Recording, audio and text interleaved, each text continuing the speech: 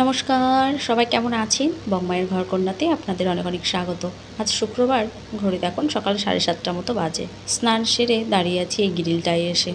সকালে উঠে খানিকক্ষণ আমি এই ঘরের গ্রিলেই হোক কিংবা বারান্দার গ্রিলে খানিকক্ষণ দাঁড়িয়ে চুপ করে চারপাশটা দেখি। এত নিস্তব্ধ, নিশ্চুপ, বেশ ভালো লাগে আমার অনেকক্ষণ দাঁড়িয়ে দাঁড়িয়ে দেখতে। আর সবুজের দিকে তাকিয়ে থাকা নাকি চোখের জন্যও ভালো, ওই জন্য এই গাছপালাগুলোর দিকে এক দৃষ্টিতে তাকিয়ে থাকি খানিকক্ষণ।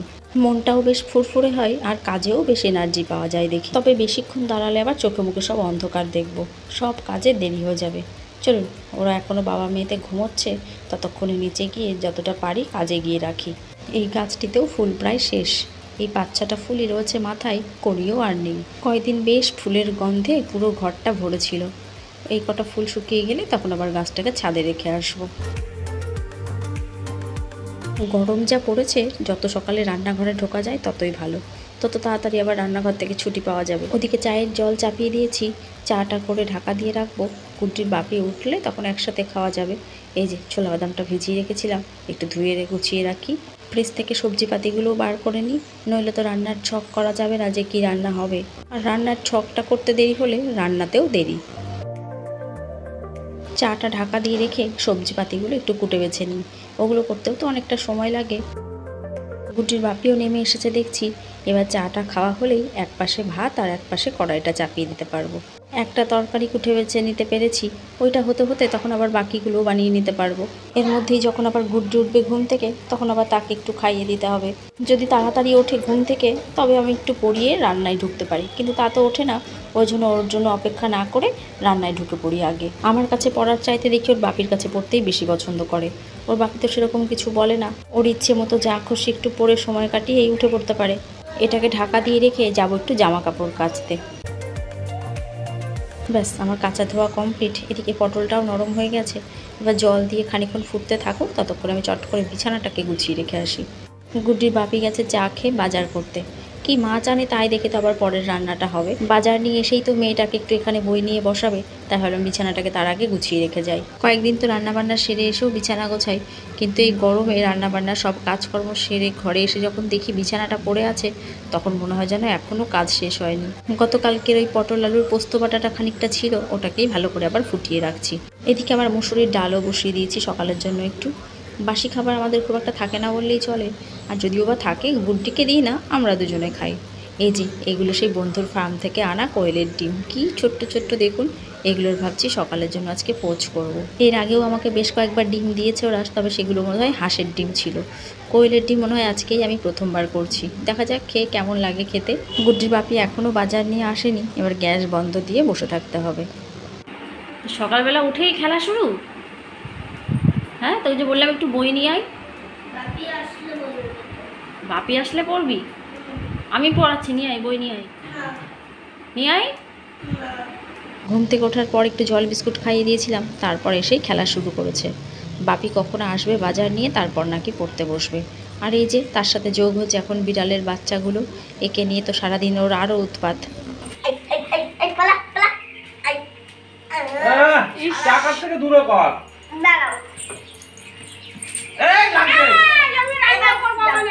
লাগবে এই চল ওদিকে যা ওদিকে যা ওদিকে যা ওদিকে যা ওদিকে যা। আরে হাত দিও না, হাত দিও না, মরে যাবে। আরে হাত ধুবো। ও নে হালুয়া। আয় আয় তোর চিলি তুই নিয়ে আয় টেনে। আমি কি করে নিয়ে আসবো? দাঁড়াও, তোর চিলি না এটা, তুই নিয়ে আয় টেনে। সত্য তুমি পানি তোকে থেকে আরো চাকার মধ্যে চলে আসছে। আরেকটা আসছে, আরেকটা এই তুমি যা। আরেকটা এসে।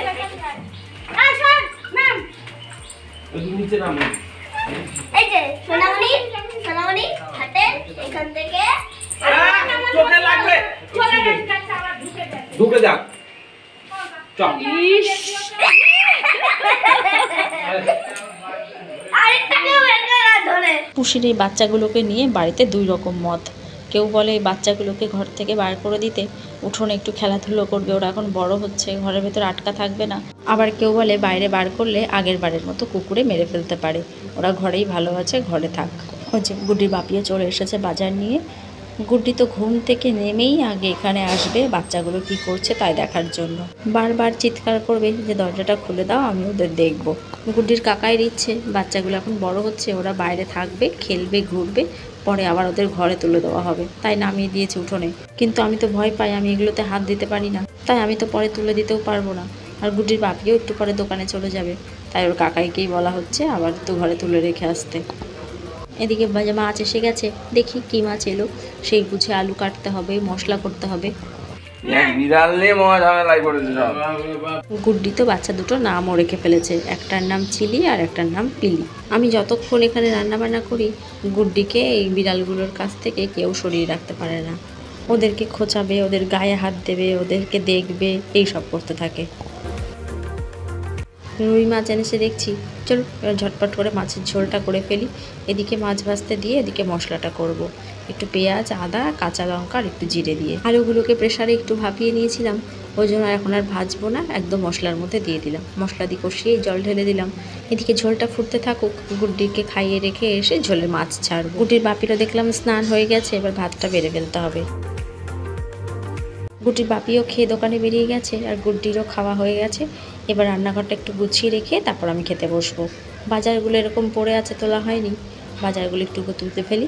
পাকা আম, টমেটো, এই দেখুন আবার মটর নিয়ে এসেছে। ঘুগনি খেতে খুব ভালোবাসে, হঠাৎ আবার হয়তো ঘুগনির কথা মনে পড়েছে, মটর নিয়ে চলে এসেছে। এটা কি? ও কিশমিশ, আর এটা তো খেজুর। সবজিগুলো প্লাস্টিকে ভরে ফ্রিজে ঢোকাবো, আর এগুলো তো সব কোটোই কোটোই তুলতে হবে। কালকে শনিবার, সবজিগুলো সব কালকে কাজে লেগে যাবে। চলো এবার এগুলোকে গুছিয়ে রেখে আমিও খাওয়া দাওয়াটা সেরে নিই। ঘড়িতে বাজে এখন 11টা, নিচের কাজকর্ম সব শেষ, এবার আছে ওপরের কিছু টুকিটাকি কাজকর্ম। গুড্ডিকে স্নান করানো, রান্নাঘরে ঢুকলে এতটাই গরম লাগছে, রান্না করে বেরোনোর পর একবার স্নান না করলেই নয়। গুড্ডির বাপির ওই নতুন ফোনটি কেনার পর এই পুরনো ফোনটি গুড্ডিকে দিয়েছে একটু গেম খেলার জন্য। ওকে দেখছি সারাক্ষণ এই ফোনটা নিয়ে টেপাটেপি করছে, আর কি কি সব গানও কোথা থেকে বার করে ফেলছে। চুপ কর।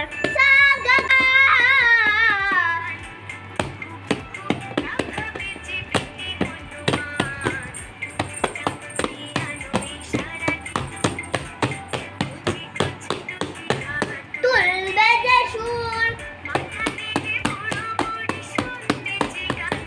যতক্ষণ নিচে রান্নাবান্না করি ততক্ষণ একভাবে নিচে দুষ্টুমি করে, যখন রান্নাবান্না সেটা ওপরে নিয়ে আসি তখন আবার এই সমস্ত অত্যাচার শুরু হয়। তবে এবার স্নান করি, আমাকে একটু পড়তে বসাতে হবে। দুপুরের খাওয়া দাওয়া কমপ্লিট। ফ্রিজে দেখেছিল ফুটির বোতলটা, ওই কারণে আর খাওয়া দাওয়া করে এসে ঘুমোয়নি, এইটা খাওয়ার জন্য বসে আছে জেগে। তবে আমিও ঘুমানোর জন্য খুব একটা জোর করিনি, অনেকটা বেলা করেই উঠেছে ঘুম থেকে, আর এখন না ঘুমোলে রাত্রে আবার তাড়াতাড়ি ঘুম পাড়িয়ে দিতে পারবো। ওর বাপি তো দুপুরের খাওয়া দাওয়া সেরে এসেই আগে একটা টিভিতে সিনেমা দেয়, তারপর বসে, আর মেয়েও সেটা দেখতে ভারী পছন্দ করে। চল তিনজন মিলেই এখন বসে একটু সিনেমা দেখি। খুব একটা সিনেমা একদমই দেখি না, তবে টিভির দিকে তাকিয়ে দেখলাম বাহুবলী হচ্ছে। এই সিনেমাটা দেখলে যেন আর চোখ সরাতে পারি না, যতবারই দেখি মনে হয় যেন প্রথমবার দেখছি। রেডি হ, চুলটা কাটিয়ে নিয়ে আসি চল। না কাটবো, সাইজ করবো। একদম ছোট ছোট, মুখে হাত দেয় না। একদম ছোট ছোট, না কুটি কুটি করে নিয়ে আসি, না, গরমে আরাম পাবি। চল চল, শুধু সাইজ করবো। শুধু সাইজ করবি তো চল। আজ শুক্রবার, ভালো দিন, ভাবলাম গুড্ডির চুলটা একটু সাইজ করিয়ে নিয়ে আসি। একটু ছোট করে দিলে গরমে আরাম পাবে, প্রচণ্ড ঘামেও আর মাথাতে ঘামাচিও বেরিয়ে যায় প্রতি বছর দেখি, কিন্তু কিছুতেই ওই চুল কাটতে রাজি না। থাক তাহলে আর কটা দিন যাক। গরমের ছুটিতে আস্মিতা গেছে আর দাদু বাড়িতে ঘুরতে, কিছুদিন থাকবে ওখানে। ও আর খেলার সাথী পাচ্ছে না, এই জন্য আমাকে ধরেছে যে তুমি খেলো আমার সাথে। আমি আর কি খেলবো, বললাম একটু দোলনা চড়, বললো হ্যাঁ চলে চড়বো, তোমাকে দোল দিতে হবে। আমারও এখন সেরকম কোনো কাজ নেই, ওকে একটু সময় দিই, ওকে একটু দোল দিয়ে দোলনা চড়ে নিই, তারপর আবার বিকেলের কাজকর্ম শুরু করব। এখন আবার ঢুকে পড়েছি রান্নাঘরে, আটা মাখবো, রুটি করব। তরকারিগুলোকে একটু ফুটিয়ে রাখতে হবে, নইলে তো যা গরম পড়েছে নষ্ট হয়ে যায়। এই বিকেলবেলাতেই ফুটিয়ে রাখি। রুটির খাবার করব, ওকে খাওয়াবো, তারপর আবার নিয়ে গিয়ে একটু রেওয়াজ করাবো, তারপর পড়তে বসানো। যখন মেয়ে প্রচণ্ড দুষ্টুমি করছে কিংবা কোনো কারণে প্রচণ্ড রাগ হচ্ছে, তখন আবার নিজেই নিজেকে বোঝাতে হয় যে না আমি এখন ছোট, এরকম তো করবে। কথা বলতে বলতে আমার আটাটাও মাখা হয়ে গেল। এবার গুড্ডিকে একটু দুধ কমপ্ল্যান দিয়ে দিই, ও একাই খেয়ে নিতে পারবে। এই গ্লাসটিতে আজকেই প্রথম দিলাম, ভেবেছিলাম হয়তো দুধটা ধরে যাবে, তা দেখলাম ধরলো না, একটু পড়েই গেল। প্রতিদিন আমাকে আটা মাখতে দেখলেই আমার কাছে এসে একটা করে দলা নিয়ে চলে যাবে, আর ওদিকে বসে বসে কী সব বানাতে থাকে। ক্লে দিয়ে সবাই যেরকম জিনিস বানায় ওরকমটা। ভালো লাগছে দেখতে? কি বানিয়েছিস? কি এটা পাখা? পুলি পিঠা প্রথমে বানালাম, হুম। ওপরে ভিতরের এই ফোলাটা চাপা দিয়ে দিলাম, এই ফুটোটা দিয়ে ঝাঁটায় কাঠি ঢুকিয়ে দিলাম, অনেক বড় ছিল এখান দিয়ে ভেঙে ফেলে দিলাম।